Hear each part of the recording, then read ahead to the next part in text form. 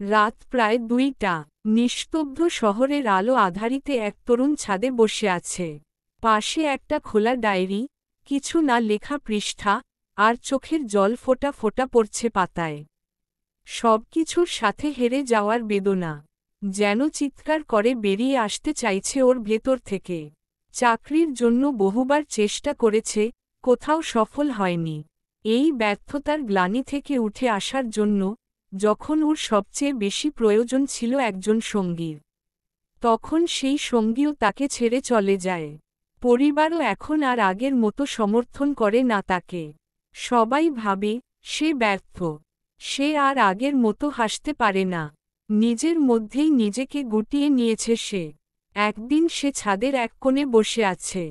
হঠাৎ একটা গাছের দিকে নজর গেল তার। পাতাহীন, শুকিয়ে যাওয়া, নিঃস্ব এক গাছ।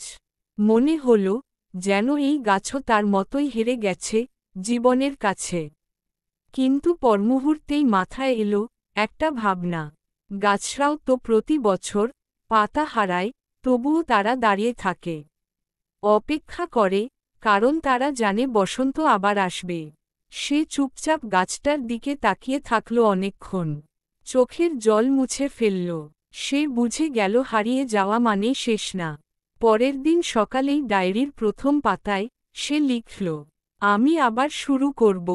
আজ থেকে আমি নিজেকে হারাতে নয়, গড়তে চাই। বছরখানেক পরে সেই তরুণ একজন সফল কন্টেন্ট ক্রিয়েটর হয়ে ওঠে। মানুষের অনুভূতিকে গল্পে রূপ দেয়। আর গল্প শেষে বলে, পাতা ঝরার পরেই তো নতুন কুঁড়ি গজায়।